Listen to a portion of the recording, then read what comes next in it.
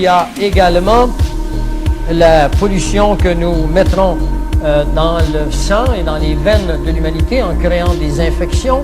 Et ensuite de ça, ayant créé ces infections volontairement, on créera des lois qui obligera la population à se faire donner des vaccins. Et dans ces vaccins, il y aura tout ce qu'il faut pour que vous puissiez être contrôlé. On introduira dans ces des cristaux liquides. Ces cristaux se logeront dans les cellules de votre cerveau et ils deviendront des micro-récepteurs à des champs électromagnétiques envoyés par des ondes ultrasoniques à très très basse fréquence. Et avec ces ondes à très basse fréquence, on pourra vous empêcher de penser. On pourra faire de vous des zombies. Et n'allez pas croire que je suis au stage où je pense, ou c'est l'hypothèse. Ce que je vous compte, c'est fait. Souvenez-vous du Rwanda.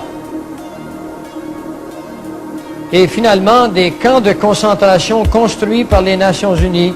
Et aux États-Unis, j'ai chez moi des photos qui montrent des camps de concentration aux États-Unis, c'est notre territoire nord-américain.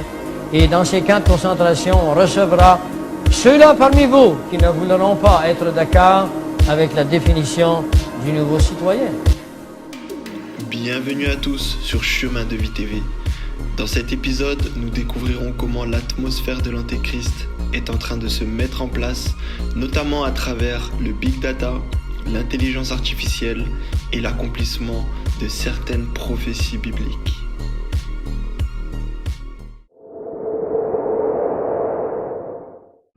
Il lui fut alors donné d'animer l'image de la bête, afin que l'image parlât. Puis elle fit que tous ceux qui n'adoreraient pas l'image de la bête fussent tués. Puis je vis monter de la terre une autre bête, qui avait 2 cornes, semblables à celles d'un agneau et qui parlait comme un dragon. Elle exerçait toute l'autorité de la première bête en sa présence. Elle faisait que la terre et ses habitants adoraient la première bête, dont la blessure mortelle avait été guérie. Elle opérait de grands prodiges, jusqu'à faire descendre du feu du ciel sur la terre à la vue des hommes. Elle séduisait les habitants de la terre par les prodiges qui lui étaient donnés d'opérer en présence de la bête, disant aux habitants de la terre de faire une image de la bête qui avait la blessure de l'épée et qui vivait. L'Arabie Saoudite a annoncé au monde la création d'une cité ultra connectée qui regroupera en son sein toutes les sciences et technologies possibles.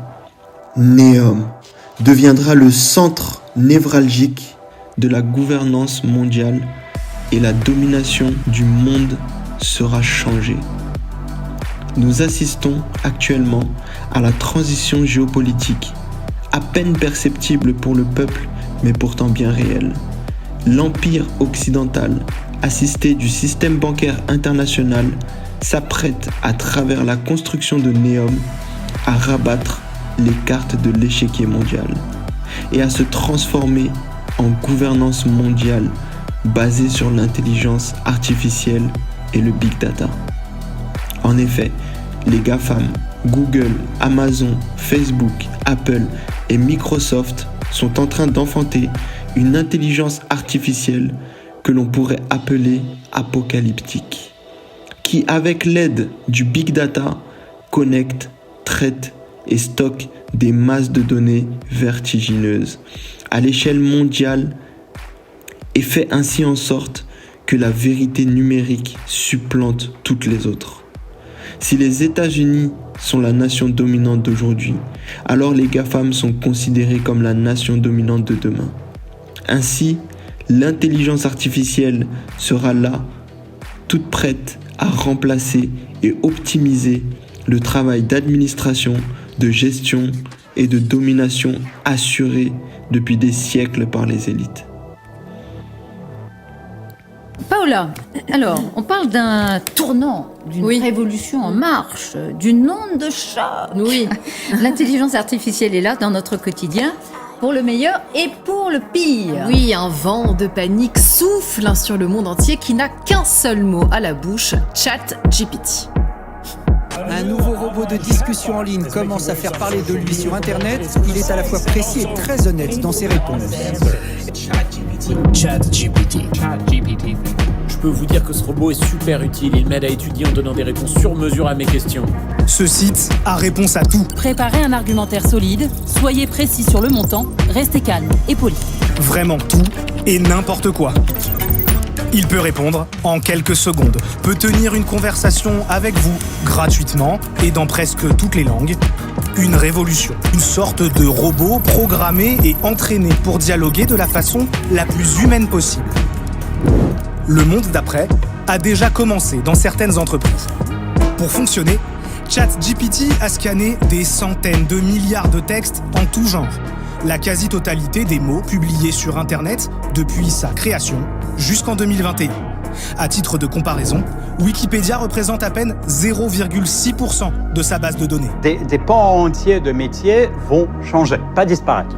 D'accord ? Il y a toujours des avocats et des médecins, des juges et des journalistes, mais le contenu du métier va changer, certainement. En 2016, Neuralink a été lancé dans le but de fabriquer des interfaces cerveau-machine implantables. Depuis qu'elle a démarré, l'entreprise a fait beaucoup de progrès vers la fabrication de puces à très haut débit qui connectent des machines à des humains. Neuralink a testé toutes ces interfaces pendant de nombreuses années sur des animaux comme des cochons ou encore des singes. Et pour la première fois, Neuralink placera une BCI dans un cerveau humain. Neuralink devra retirer un petit morceau du crâne avant de pouvoir placer les fils d'électrodes fins et flexibles dans la couche externe du cortex à l'aide d'une machine qui coud toute seule. La machine à coudre robotisée peut placer le fil directement dans les neurones afin que les signaux du cerveau soient parfaitement captés. Cela permet d'avoir la plus grande bande passante possible. De plus, chaque lien neuronal aura environ 1000 petits fils pour s'assurer que le cerveau envoie un gros signal. Les fils des électrodes sont ensuite reliés à un dispositif informatique qui est ensuite placé dans l'espace creux du crâne. C'est déjà demain avec vous, Nina Godard, et vous allez nous parler de ces choses qui m'effraient totalement. Donc en général, quand vous arrivez dans ce studio, j'angoisse, parce que vous nous parlez de ce futur qui n'est pas toujours réjouissant, et notamment aujourd'hui de ces chercheurs qui parviennent à lire dans nos pensées, nous n'aurons plus aucun mystère. Exactement, ce sont des chercheurs américains qui ont réalisé une grande première. Ils ont construit un implant qui capture les pensées des gens, qui les décode et qui les transforme en mots qui vont être prononcés par un ordinateur. Tout ça grâce à quelques électrodes, un peu d'intelligence artificielle et un vocodeur. C'est un logiciel qui transforme un logiciel qui transforme les signaux électriques en voix comme ceux que utilisent les assistants vocaux, Alexa et tout ça. Samsung veulent installer ces technologies dans les smartphones pour nous permettre de dicter nos SMS totalement silencieusement. En fait, juste on pense le SMS et le SMS s'écrit. Exactement. Mais ce qui veut dire, du coup, concrètement, qu'on donnerait l'autorisation à toutes ces entreprises de lire dans nos pensées. Alors, un autre domaine aussi intime que les pensées est en train de devenir de moins en moins intime, ce sont nos sentiments et nos émotions, là aussi décodés. Absolument. Les chercheurs peuvent déjà identifier la nature de nos émotions. Avec un simple IRM, ils regardent les zones dans le cerveau qui s'allument. Ils peuvent dire si on est triste, heureux, en colère, dégoûté, apeuré. Ça, ils peuvent le dire. Mais des chercheurs de Stanford ont été encore plus loin que ça. Ils ont localisé les régions du cerveau qui génèrent l'expérience neurochimique de l'amour et ils sont parvenus à mesurer l'intensité de notre sentiment amoureux juste avec un scanner. D'ailleurs, ils organisent des concours de qui aime le plus fort dans leur labo en Californie. Une bonne expérience pour se préparer à demain, quand ce qui se passera dans nos têtes et nos cœurs ne sera plus du tout notre jardin secret. Un monde qui ne tourne plus autour du système banquier, mais du big data et de l'intelligence artificielle. Des avancées technologiques qui seront capables de mettre chaque citoyen à nu devant les autorités publiques. Une intelligence artificielle de plus en plus puissante et autonome. Nous nous dirigeons vraisemblablement vers un monde dominé par l'intelligence artificielle. Serait-ce cette bête qui permettra à Satan d'asseoir son pouvoir sur l'humanité de façon totalitaire?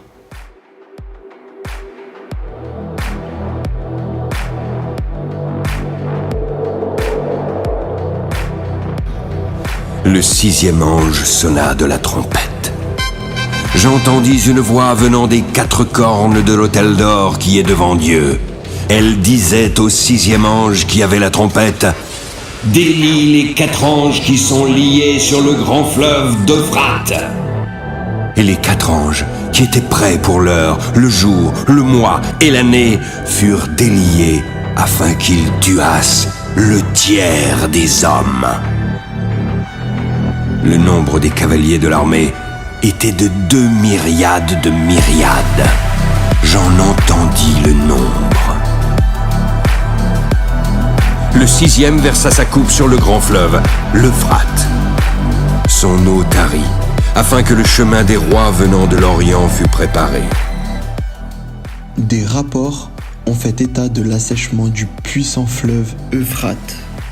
Même à une époque où des événements extrêmes et inédits semblent se produire chaque jour dans le monde, la disparition rapide de l'Euphrate a été particulièrement choquante, s'étendant sur plus de 2700 milles de la Turquie au travers de la Syrie et de l'Irak, avant de se jeter dans le golfe Persique. L'Euphrate est l'un des fleuves les plus puissants et importants de l'humanité. Nombreux sont ceux qui croient que sa disparition n'est pas seulement choquante, mais apocalyptique. Alors que l'Euphrate se retire, de nombreuses choses étranges et inhabituelles sont découvertes. Des villes perdues, des cavernes et des tunnels artificiels qui ont longtemps été submergés sous les eaux troubles. Plus que cela, des sons inexplicables ont été enregistrés, émanant des profondeurs de la terre, le long du lit de la rivière asséchée. Des sons qui, selon certains, prouvent davantage que nous vivons à la fin des temps.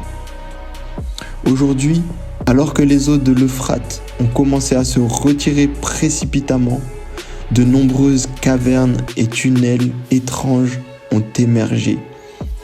Apparemment, creusés dans la roche le long du lit de la rivière et s'étendant dans la terre. Immédiatement, certains ont fait le lien entre ces cavernes et tunnels et le livre Apocalypse chapitre 9, suggérant qu'ils doivent être là où les 4 anges de l'Apocalypse ont été liés. Mais ce n'était que de simples suggestions, jusqu'à récemment, quand quelque chose d'étonnant s'est produit fin 2022, des archéologues étudiant la sécheresse de l'Euphrate ont perçu des sons inexplicables et terrifiants, émanant du plus profond de l'un des tunnels creusés dans la roche. Écoutez de vous-même.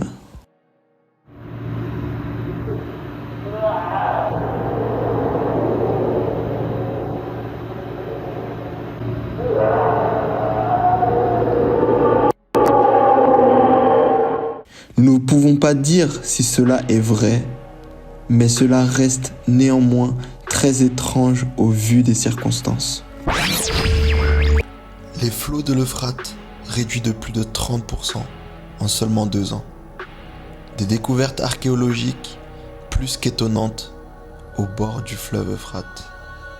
Soyons attentifs à tous ces signes qui nous révèlent les temps prophétiques que nous traversons. Pour conclure l'épisode, nous allons découvrir une révélation encore plus étonnante. La vraie position géographique du mont Sinaï. Et étrangement, de la même façon que le veau d'or fut bâti en bas de cette montagne, de même, le projet de la ville connectée Neom prend racine dans ce même lieu.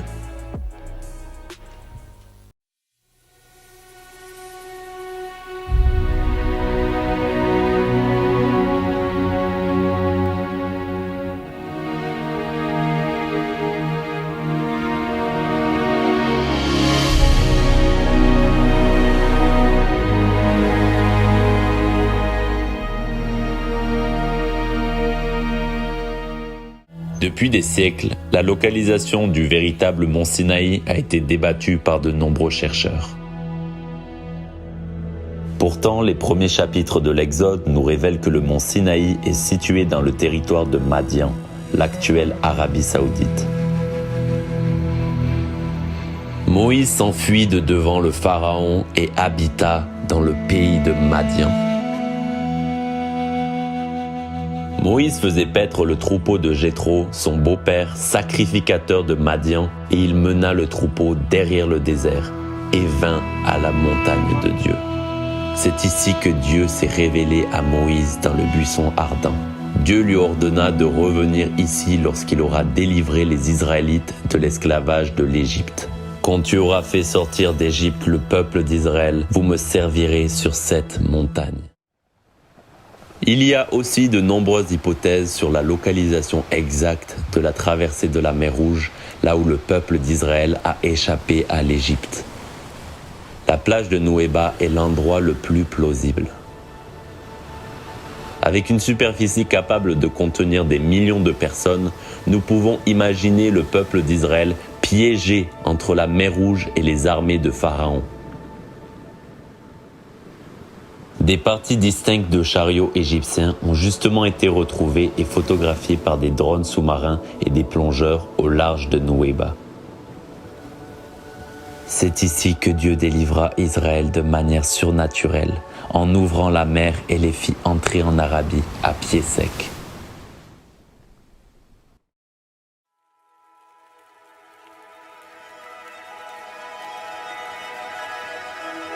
Ils arrivèrent à Élim, où il y avait 12 puits et 70 palmiers. Et ils campèrent là, près de l'eau. La première étape fut Élim, une oasis se trouvant tout proche de la mer Rouge, là où le peuple d'Israël pouvait se ressourcer.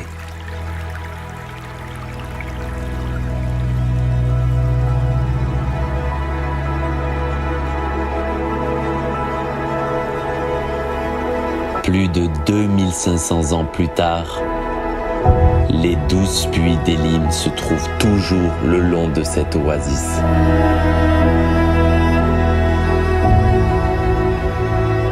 Certains sont même encore utilisés par les locaux jusqu'à nos jours. L'Éternel dit à Moïse : « Voici, je me tiendrai devant toi sur le rocher d'Horeb. Tu frapperas le rocher, il en sortira de l'eau, et le peuple boira. »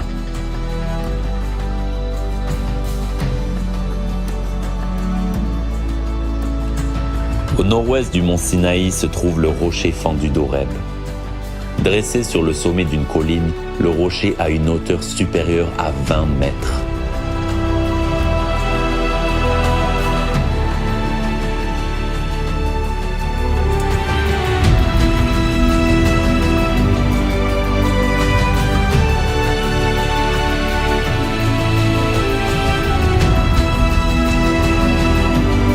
C'est incroyable.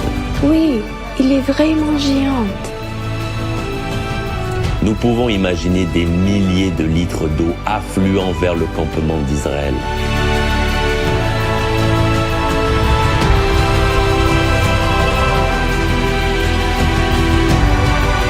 Le rocher montre des signes distincts d'érosion dus à cette eau. Moïse se leva de bon matin et il bâtit un autel au pied de la montagne. Il dressa aussi 12 piliers pour les 12 tribus d'Israël.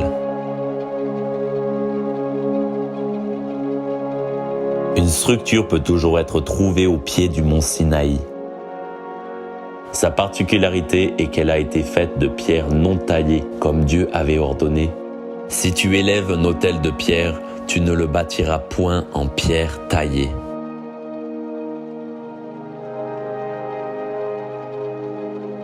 C'est ici que les animaux étaient gardés en rang, l'un derrière l'autre, avant d'être sacrifiés. Entre le mont Sinaï et l'autel de Moïse, nous pouvons observer une grotte surplombant la vallée.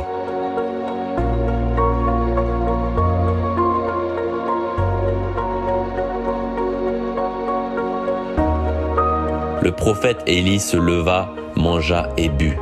Avec la force que lui donna cette nourriture, il marcha 40 jours et 40 nuits jusqu'à la montagne de Dieu. Et là, il entra dans la grotte et il y passa la nuit.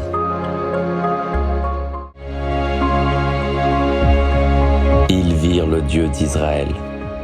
sous ses pieds était comme un ouvrage de saphir resplendissant comme le ciel lui-même. Dieu ne frappa pas les anciens d'Israël, mais ils mangèrent et burent en sa présence.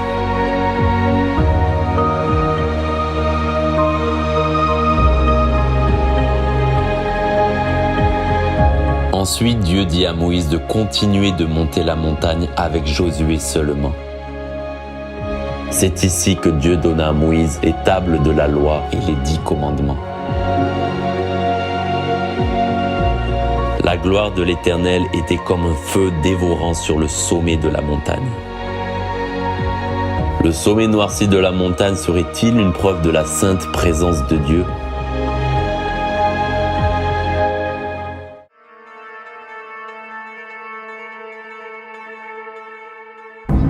Voyant que Moïse tardait à descendre de la montagne, ils s'assemblèrent autour d'Aaron et lui dirent :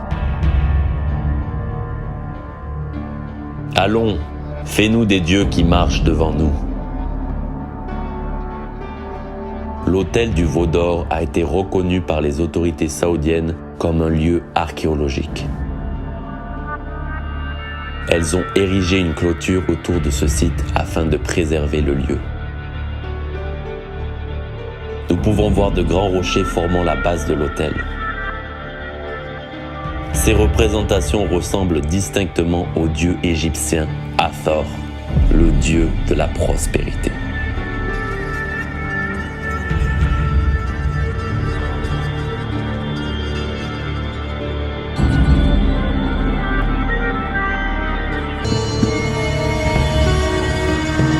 Le jugement de ces idolâtres fut terrible, puisque 3000 hommes tombèrent par l'épée ce jour-là.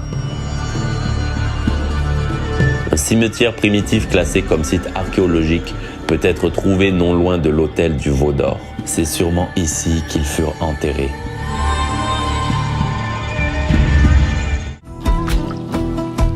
La manne ressemblait à de la graine de coriandre et avait l'apparence du bédélium. Le peuple la broyait avec des meules ou la pilait dans un mortier. Nous pouvons voir ici une roche avec un creux dedans. Elle était utilisée pour moudre la manne avec un pilon et un mortier. De nombreux mortiers comme ceux-ci peuvent être trouvés au pied du mont Sinaï.